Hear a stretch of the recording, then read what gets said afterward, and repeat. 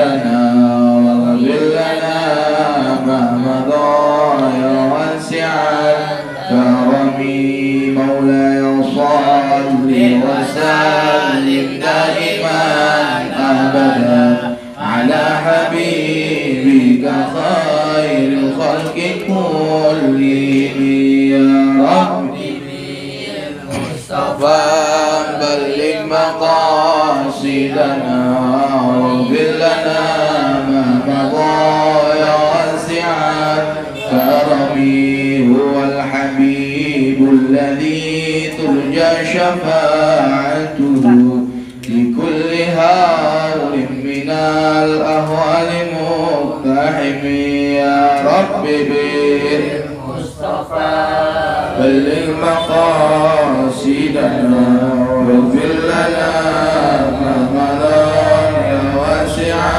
الكرم محمد بشر وليس كالبشر بل هو كالياقوتة ونسل كالهجر يا رب بالمصطفى بلغ مقاصدنا واغفر لنا ما مضى يا واسع الكرم اللهم صل وسلم وبارك عليه الفاتحة بالقبول وتمام كل سور وبلوغ ومعمول خصوصا صاحب المصنف كتاب بردنا شيخ عثمان بن حسن بن أحمد الشيخ الخوبري أن الله يعلي درجاتهم بالجنة وعلي علم بركاتهم وعلومهم وأسرارهم في الدين والدنيا والآخرة.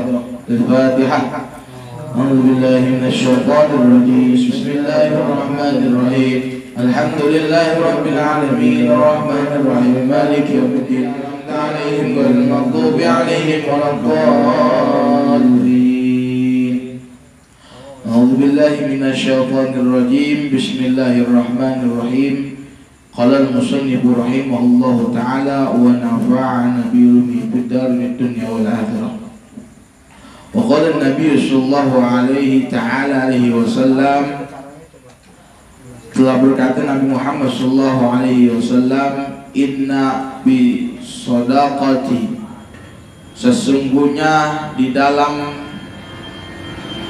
perkara bersedekah, khamsu khisalin, mendapatkan 5 perkara yang lebih utama yang didapatkan daripada orang yang melakukan sedekah tersebut.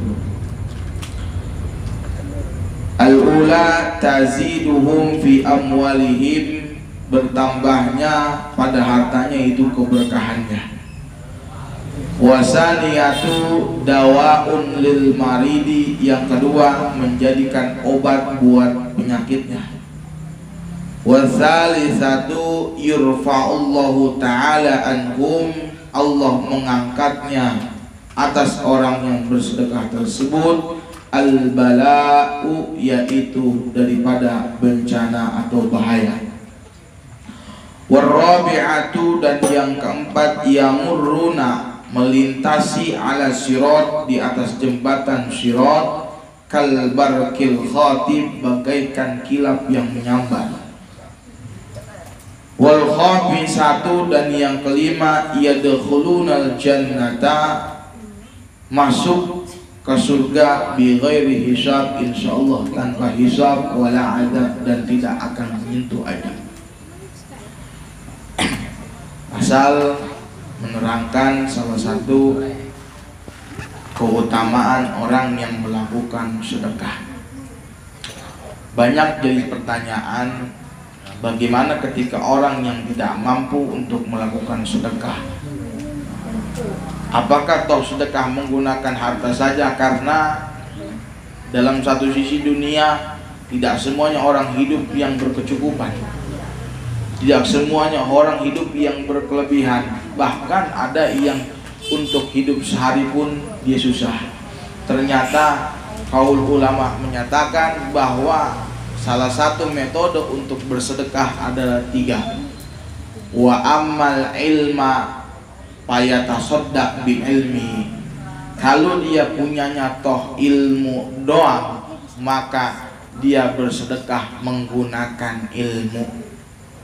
Seumpama ilmu juga kurang, ilmu juga boro-boro, mungkin ini seandainya ada yang masa kecilnya atau masa dininya tidak mengecam pendidikan ilmu agama, bagaimana dia udah besar baru sadar ingin sedekah, sedangkan dia punya ilmu nggak punya. Dan yang kedua, dia bisa menggunakan wa ammal quwata payatasaddaq bi quwatihi, maka kalau dia punya tenaga, punya badan, sehat fisik, maka dia sedekah menggunakan tenaganya tersebut. Seandainya jika ada acara keagamaan, andai kata acara Isra Mi'raj, Maulid, ataupun punya tetangga yang ada hajat, yang ada keperluan, maka bisa membantu dengan fisik yang kita punya. Dan kalau kita juga tidak bisa meluangkan waktu, seandainya kita tidak bisa hadir ataupun tidak bisa menggunakan fisik dan tenaga kita, ulama yang ketiga mengatakan wa ammal mala payatasaddaq bimalihi, kalau dia bahwasanya ilmu tidak bisa, kekuatan tidak bisa, barulah dia menggunakan hartanya untuk bersedekah. Jadi yang namanya sedekah tidak perlu juga menggunakan harta saja, ilmu yang dia punya, baik itu ilmu agama ataupun ilmu dalam hal kebaikan untuk tatanan hidupan bermasyarakat, dia ajarkan, sering sharing dan dialog, itu juga termasuk bersedekah, berbagi pengalaman. Maka keutamaan orang yang bersedekah tersebut apa? Yang pertama, al-ula taziduhum fi amwalihim, bertambahnya pada hartanya ataupun keberkahannya. Jadi ketika melakukan satu sedekah, bukan semerta-merta kelihatan dalam mata pandangan bertambah harta yang disedekahkan, akan tetapi bertambahnya keberkahan, bisa jadi keberkahan usianya, keberkahan kesehatannya, juga bisa jadi keberkahan dalam ilmu yang dia punya. Bagaimana? Berapa banyak orang yang udah sering sedekah tapi kehidupannya toh masih kesusahan, kadang-kadang mengalami seperti itu. Dia masih mengalami kesusahan, masih mengalami kesulitan, tapi tanpa disadari kesulitan yang dia rasakan, dia tidak melihat dirinya diberikan kesehatan, dirinya masih diberikan kesempatan buat hidup, dirinya masih diberikan kesempatan untuk melakukan hal-hal yang positif. Itu juga termasuk tadiduhum fi amwalihim, keberkahan harta. Bentuk harta bukan hanya uang, mobil, artinya rumah dan tanah yang banyak lain sebagainya, tapi kesehatan yang ada di dalam diri kita termasuk bentuk keberkahan yang ada di dalam diri kita. Yang kedua, orang yang ketika melakukan bersedekah, apa yang dia dapat? Wasaniyatu, dan yang kedua dawaun lil maridi, menjadikan suatu obat buat penyakitnya.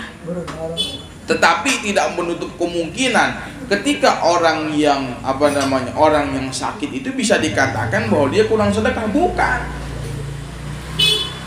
Banyak orang yang berpikiran, wah kurang sehat begini, sakit berkepanjang dan sebagainya, kurang sedekah. Bukan berarti kurang sedekah di situ. Makanya di sini dikatakannya dawaun lil maridi, menjadikan obat untuk yang sakit. Tetap wasilahnya mah berobat ke dokter, wasilahnya mah minum obat, tetapi di satu sisi lain kita mendekatkan diri kepada Allah. Salah satu cara metodenya melalui sedekah yang kita berikan, yang kita juga tunaikan. Maka dijadikan salah satu obat buat penyakit. Penyakit di sini bukan hanya penyakit penyakit fisik. Bisa juga penyakit hati, bisa juga penyakit pikiran.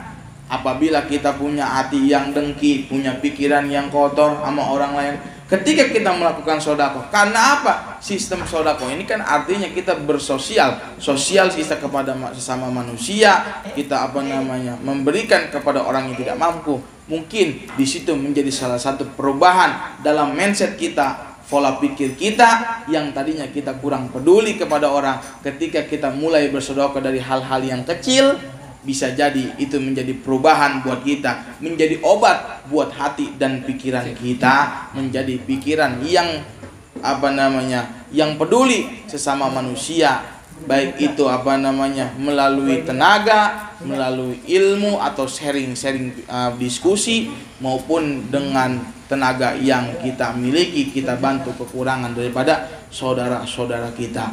Apalagi kondisinya seperti ini, karena memang bukanlah hanya individu yang satu yang merasakan kesulitan, tapi semua merasakan.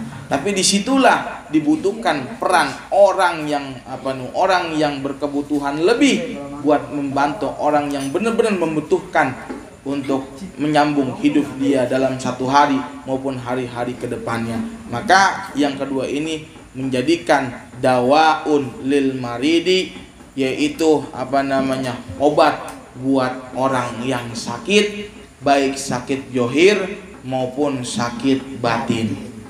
Yang ketiga, wasalisatu yurfa'ullahu ta'ala, diangkatnya oleh Allah Ta'ala anhum atas orang tersebut tuh yang melakukan sedekah, al-bala'u, bencana-bencana. Dulu dalam satu cerita, ada seorang waliullah dari kalau dulu sebutnya kota Baghdad. Ada satu waliullah, karena memang wali bisa berbicara dengan makhluk-makhluk yang tidak bisa terlihat johir, termasuk dengan virus, termasuk dengan penyakit.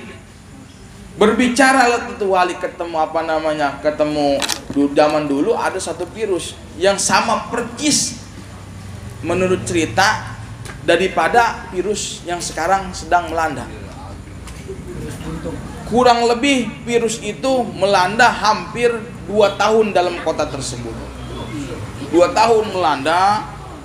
Akhirnya virus tersebut mengatakan dia akan mematikan, artinya menyerang manusia.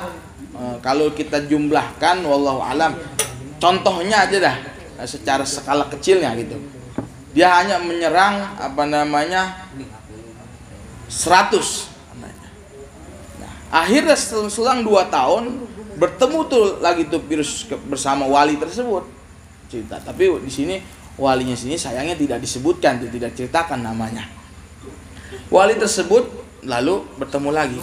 Sudah selesai itu virus menyerang. Ternyata jumlahnya yang dimakan oleh virus tersebut kurang daripada jumlah yang waktu pertama kali dia untuk menyerang.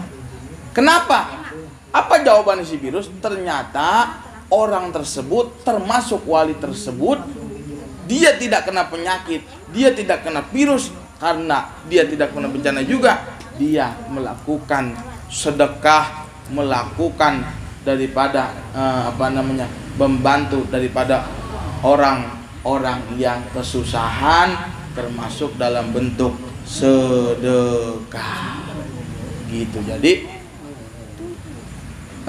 salah satunya adalah yang ketiga, yurfa'ullahu ta'ala anhum al-bala, yaitu penyakit atau bahaya bencana. Mudah-mudahan kita benar-benar terhindar daripada bala penyakit tersebut. Amin ya rabbal. Dan yang keempat, warabi'atu yamurruna ala siratikal barkil khatibi, yaitu dimudahkan ketika melintas daripada jembatan Shiratal Mustaqim, yang dimana salah satu riwayat mengatakan ada yang setipis rambut setajam pedang, sangat tipis. Begitu pedang di bawah neraka, di ujung surga, Digambarkan ada yang jalannya seperti orang yang berangkang, ada yang jalannya cepat, ada yang jalannya santai-santai tapi nyampe. Nah, kelebihan orang yang bersedekah insya Allah yaitu yamurruna, melintas ala siratikal barkil khatib, di atas jembatan seperti sambaran-sambaran, yaitu kilat yang sangat cepat. Mudah-mudahan. Amin ya rabbal alamin. Tapi ingat, kalau sodako jangan mikir-mikir ke sini. Ini mah cuma buat spirit. Buat apa? Buat semangat. Tapi ketika kita melakukan bantuan, sodako maupun infak dan lain sebagainya, tidak usah memikirkan pahalanya seperti apa. Niatin aja buat sodako, buat membantu daripada kekurangan saudara-saudara kita ataupun lain sebagainya. Jadi jangan dihitung-hitung pahalanya. Kalau kita menghitung-hitung pahala, berapa banyak nikmat Allah yang sudah diberikan, wa in ta'uddu nikmatullahi la tuhsuha. Ketika kita menghitung-hitung nikmat Allah, nggak bakal kehitung.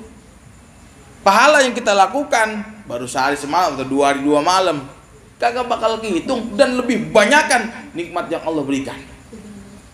Kak, yang keempat ini, warabi'atu yamurruna, melintas ala sirat kalbarkil khatib, bagaikan kilat yang menyambar.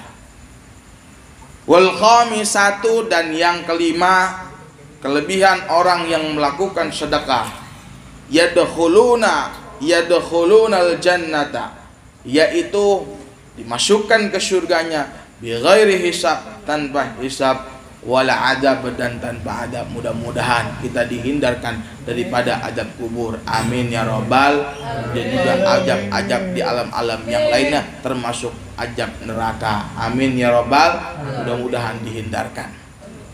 Dulu beberapa bulan yang lalu pernah ada yang menanyakan tentang masalah ajab dalam majlis lain, tempat lain setelah Padang.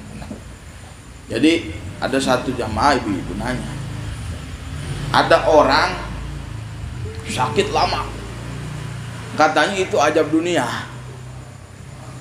Lalu saya mengatakan bahwa di dunia ini tidak ada yang namanya ajab. Pada zaman Nabi Muhammad SAW, yang ada zaman-zaman sebelumnya, seperti digambarkan dalam perahu Nabi Nuh, dikirimnya banjir bandang karena sangat luar biasa. Umat Nabi Nuh nggak mau ikuti ajaran Nabi Nuh, banyak digambarkan. Tapi ketika umat Nabi Muhammad, apa gambarannya? Contoh yang ketika waktu saat Nabi Muhammad melintasi kota Taif, disampakin, ditimpahin. Tapi apa Nabi Muhammad ditawarin sama gunung buat ngelempar dia. Nabi Muhammad tetap nggak mau. Biarin orang tuanya begini mah, mungkin ntar anaknya sadar. Maka pada saat ini itu yang ada bukannya ajab, tapi yang ada ujian, teguran, dan juga ujian, teguran, dan juga pengingatan buat orang-orang yang sekiranya tidak mau menjalankan perintah Allah, bahkan ingkar juga melawan daripada ajaran agama Allah Subhanahu wa ta'ala. Nauzubillah min dzalik. Jadi tidak ada yang namanya ajab dunia. Ajab mah ajab kubur, ada juga ajab nanti dia ajab api neraka. Nauzubillah summa nauzubillah. Cuma di dunia yang ada ujian, teguran. Ujian buat siapa? Buat orang yang mungkin dia predikatnya sudah melakukan perintah Allah, sering ibadah, juga beriman, orang Islam, tapi masih mendapatkan salah satu bala, masih mendapatkan penyakit, masih mendapatkan yang sekiranya yang membuat kesabaran dia teruji, maka itu yang dinamakan ujian. Tapi kalau teguran, ini bukan buat predikat orang-orang yang istilahnya sudah menjalankan dengan serius perintah Allah. Tapi kalau teguran buat orang-orang yang mungkin lalai, yang mungkin kurang, yang mungkin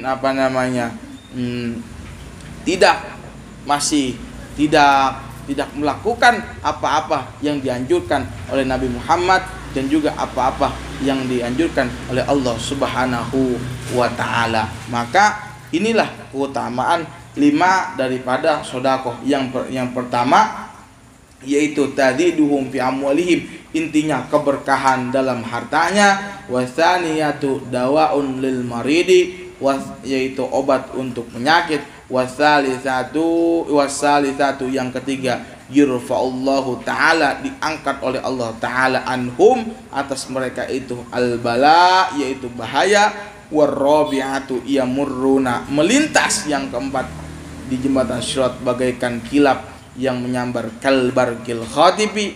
Wal khamisatu, yang kelima, yadkhulunal jannata, masuk surga bi ghairi hisab, mudah-mudahan tidak dihisab, tanpa dihisab. Wala adabin, dan tidak merasakan adab-adab sebelumnya.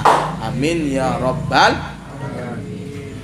Shadaku Rasulullah, maha benar apa-apa yang dikatakan oleh Rasulullah sallallahu alaihi wasallam.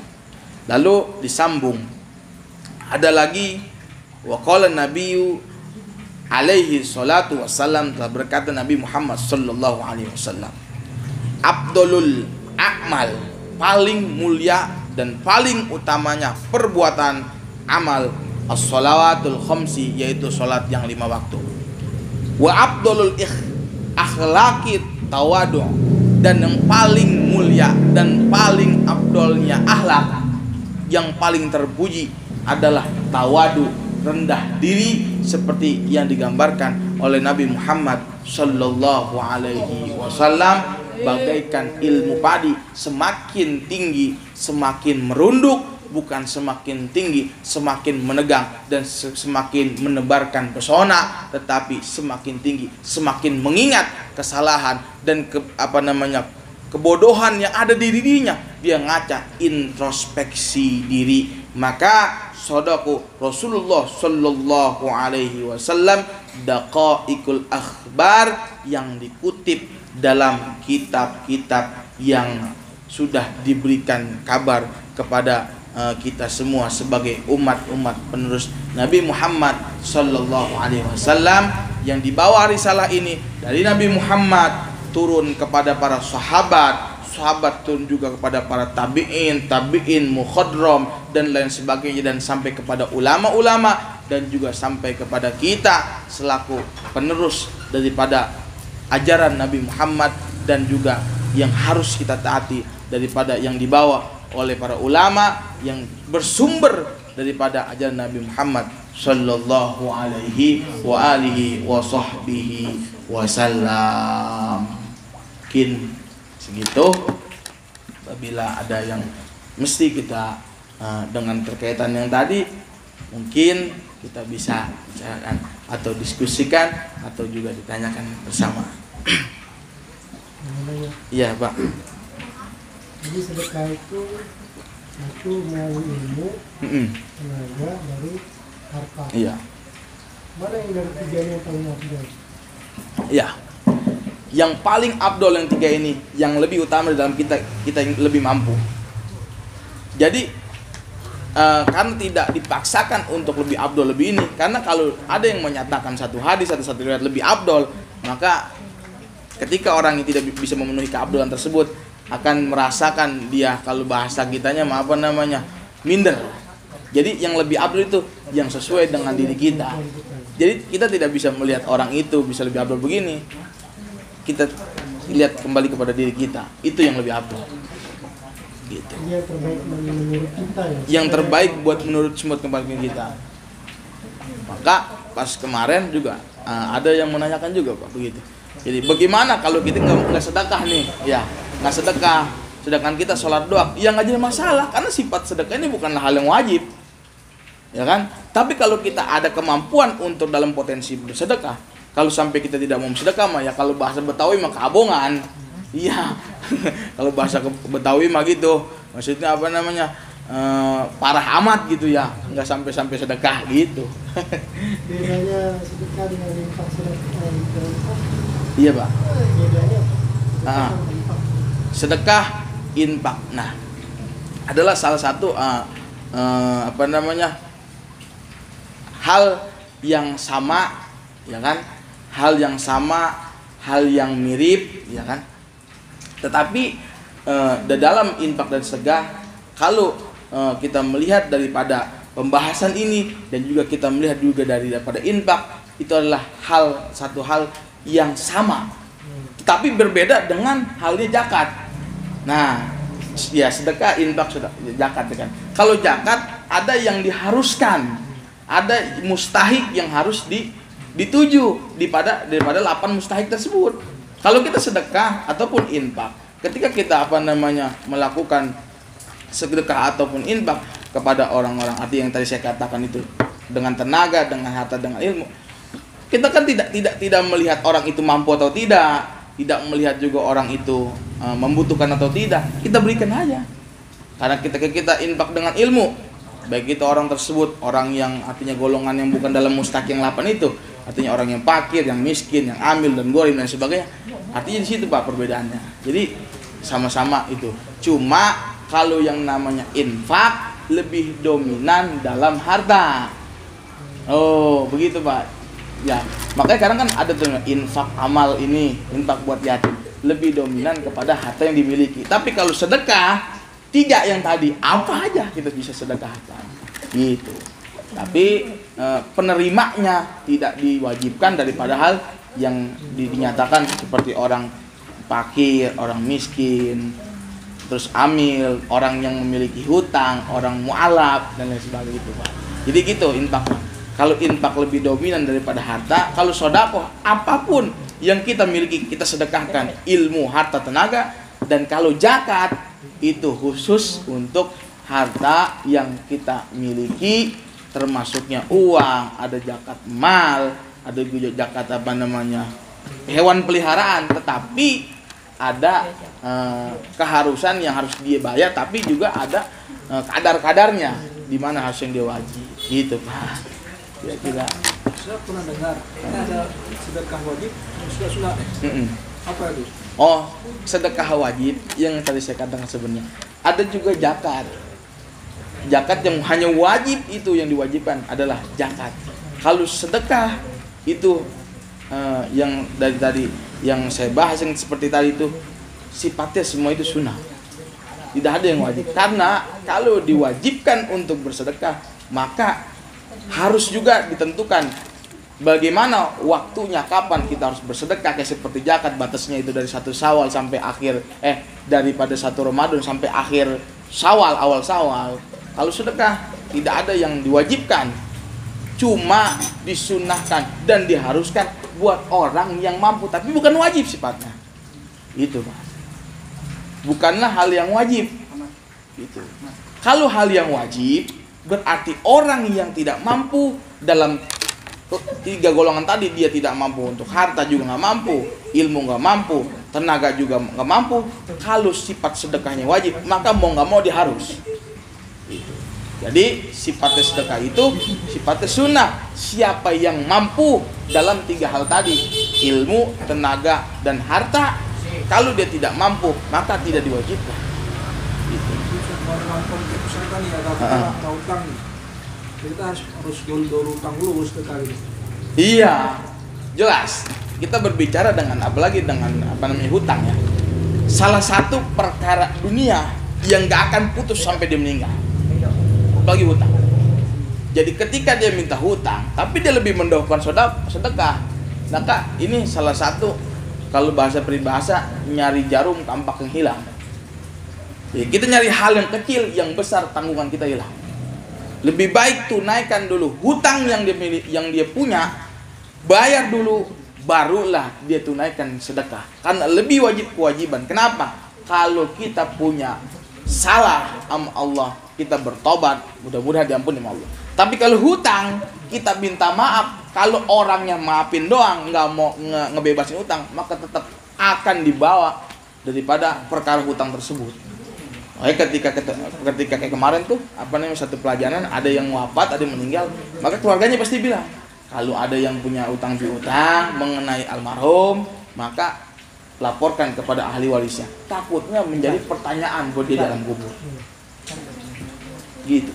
Jadi itu ada perkara yang benar-benar hubungan hablum minan nas, hubungan dengan manusia, tapi dibawa sampai akhirat perkaranya.